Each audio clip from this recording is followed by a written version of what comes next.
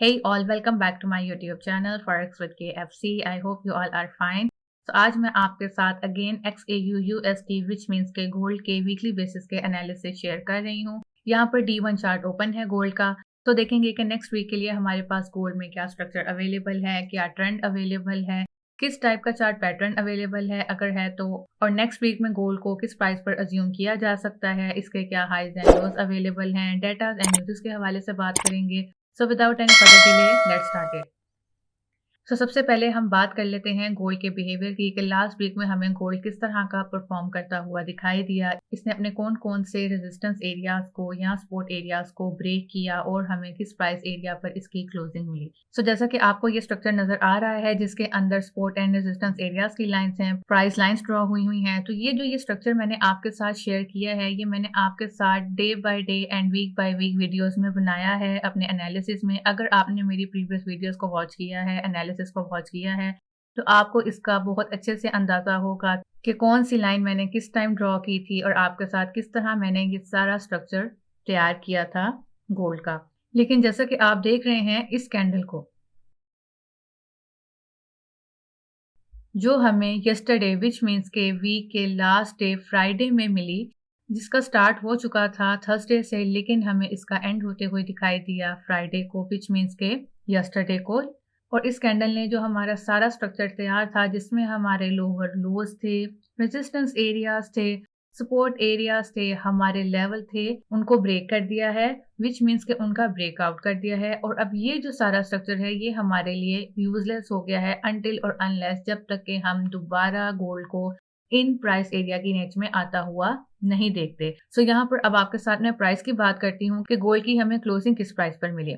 Gold की हमें closing उसी प्राइस पर मिली जिस प्राइस पर हमें गोल्ड की हाई मिली, और वो है 1988। यहाँ पर पहुंचने के लिए गोल्ड ने कौन कौन से प्राइस एरिया का ब्रेकआउट किया है, सबसे पहले मैं आपके साथ वो शेयर करूंगी।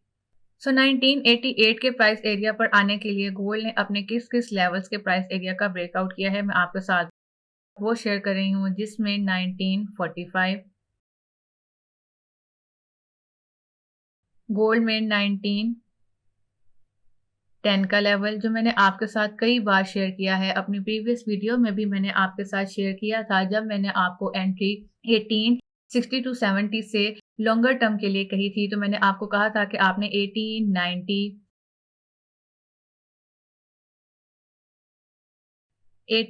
के प्राइस एरिया को, 1910 के प्राइस एरिया को बिल्कुल भी नहीं भूलना, क्योंकि ये प्राइस एरिया बहुत इंपॉर्टेंट थे और हमारे कहीं ना कहीं इसके अंदर टेस्ट एंड सिग्नल पेंडिंग थे जिनको गोल्ड ने लास्ट वीक में पूरा कर लिया है फाइनली।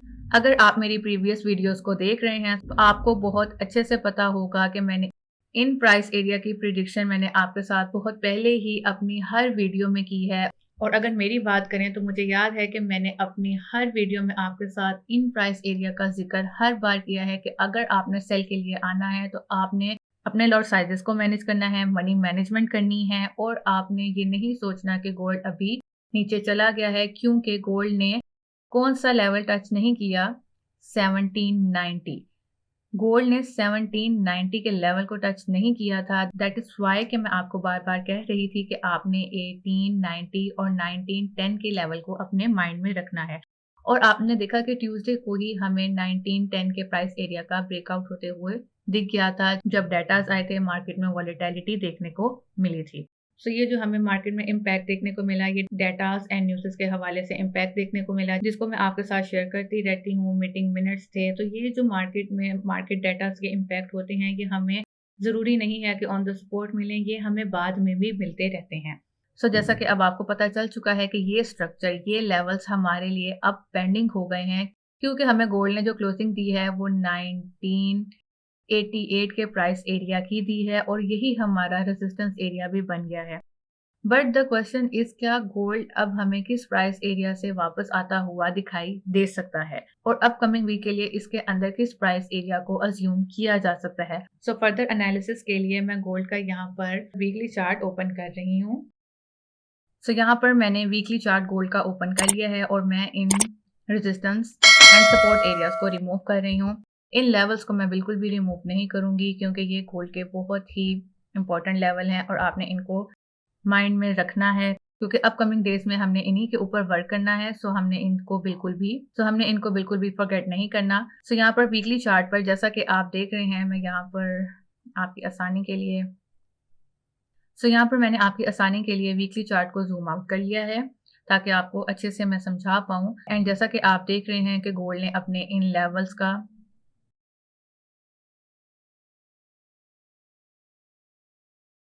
जैसा कि आप देख रहे हैं कि गोल्ड ने ये लेवल स्पेंडिंग करते हुए जो 1960 का लेवल था इसका भी ब्रेकआउट किया है और जो कैंडल बंद हुई है लास्ट वीक में वो 1988 के प्राइस एरिया पर बंद हुई है। नेक्स्ट वीक के लिए बात करें कि गोल्ड में हमें किस प्राइस एरिया पर गोल्ड आता हुआ दिखाई दे सकता है और हमें अपने क्या लेवल सेट करके मार्केट में एंटर होने की ज़रूरत होगी, क्योंकि जैसा कि आपको पता ही है कि अगर आप without any idea and without any high and low and without any information market में एंटर हो भी जाते हैं तो वो भी एक मैस हो जाता है। यहाँ पर मैं आपको एक एग्जांपल दे सकती हूँ कि जैसे एक वेल होता है, अब वेल में इतना पानी होता है कि आप सारा पानी तो नहीं ले सकते, आप अपने क्वांटिटी के हिसाब से ही उसके अंदर एंटर होते हैं और उससे उतना पानी गेट कर लेते हैं। फॉरेक्स में भी बिल्कुल ऐसे ही होता है और मैं न्यूबीज को दैट इज द रीजन कहती हूँ कि आप मार्केट को वॉच किया करें, चार्ट्स को पढ़ना सीखें ताकि जब आप मार्केट में एंटर हो तो आपको पता हो कि आपके लिए किस प्राइस एरिया तक स्टे करना जरूरी है और किस प्राइस एरिया तक स्टे करना नहीं जरूरी। जब गोल्ड ने अपना 1907 का प्राइस एरिया ब्रेक कर दिया था तब गोल्ड ने दोबारा हमें इंट्रा डे 1903 से एंट्री दी थी और ये एंट्री मैंने अपने टेलीग्राम चैनल पर आपके साथ शेयर भी की थी। और जो ये एंट्री थी ये हमारी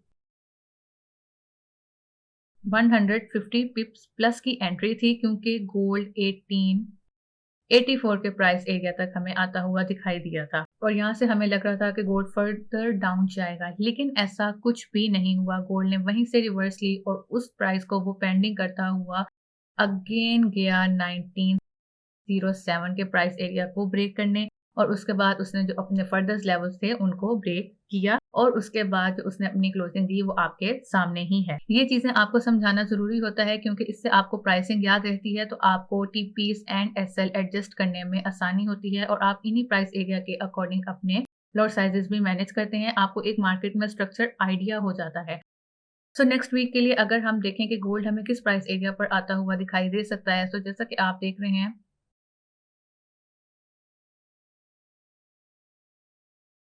नेक्स्ट टारगेट गोल्ड का कुछ इस प्राइस एरिया का हो सकता है। There is no doubt which is 2063।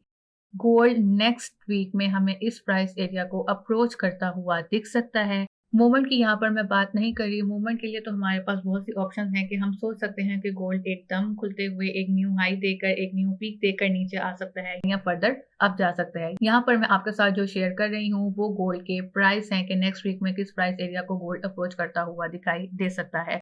और मार्केट में ये जो लिक्विडेशन हुई है, ये जो एक मार्केट में हमें पंप देखने को मिला है जिसमें हमें गोल्ड ऊपर जाता हुआ दिखाई दिया है, ये कहीं ना कहीं वो इम्पैक्ट भी है। एक बैंक ऑलरेडी जो है हिट लिस्ट पे था ही सेकंड लास्ट वीक में, लेकिन लास्ट वीक में भी हमें पता चला कि एक और बैंक जो है नेक्स्ट हो सकता है कोलैप्स होने के लिए। तो ये जो एमरजेंसीज होती हैं, मार्केट इम्पैक्ट होते हैं, सप्लाई डिमांड्स होती हैं, तो ये मार्केट में इफेक्ट करती हैं जिसकी वजह से बायर्स एंड सेलर्स एंड जो थर्ड पार्टीज होती हैं उनकी मूवमेंट की वजह से हमें मार्केट में इस तरह के मूवमेंट देखने को मिलते हैं जिनके लिए हमें हर वक्त तैयार रहने की ज़रूरत होती है। और यहाँ पर अगर मैं आपके साथ और फर्दर जाकर डीपली शेयर करूँ तो आपको इन प्राइस को लेकर बिल्कुल भी शॉक नहीं होना चाहिए, क्योंकि अगर आप गोल्ड में वर्क करते हैं और अगर आप गोल्ड की हिस्ट्री को अच्छी तरह जानते हैं तो gold last year in March and almost बिल्कुल सेम डेट्स पे हमें इसी प्राइस एरिया पर देखने को मिला था एंड गोल्ड आफ्टर ईयर भी हमें 19 के प्राइस एरिया को ना तो सिर्फ टच करते हुए दिखा है, लेकिन जो उसकी अगली अप्रोचिंग है वो 2063 की है जैसा कि मैंने आपके साथ शेयर किया है।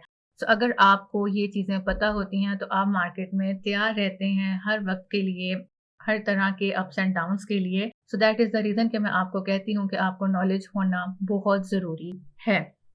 सो यहाँ पर ये बात हो गई कि नेक्स्ट वीक में गोल्ड को किस प्राइस एरिया पर अज्यूम किया जा सकता है। सो नेक्स्ट वीक के लिए हमारे पास जो इसका रेजिस्टेंस एरिया अवेलेबल है, मैं उसके यहाँ पर प्राइस मेंशन कर रही हूँ। नेक्स्ट वीक का रेजिस्टेंस एरिया हमारे पास 2038 का अवेलेबल है।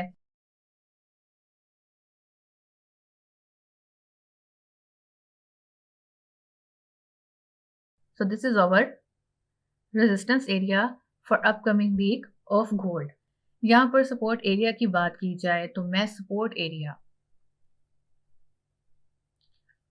देयर इज नो डाउट कि ये जो सपोर्ट एरिया, ये लेवल मैंने आपके साथ शेयर किया था, ये हमारा इसका रेजिस्टेंस एरिया था।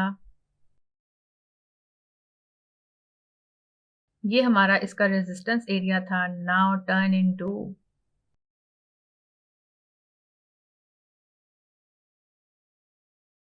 support area for upcoming week।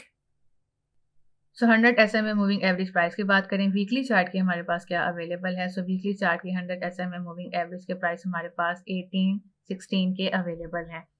RSI की बात करें गोल्ड की क्या अवेलेबल है वीकली चार्ट की। सो जैसा कि आप देख रहे हैं गोल्ड की वीकली चार्ट की RSI अबव 50 है, और अगर एग्जैक्ट प्राइस की बात करें तो वो 60 के अवेलेबल हैं।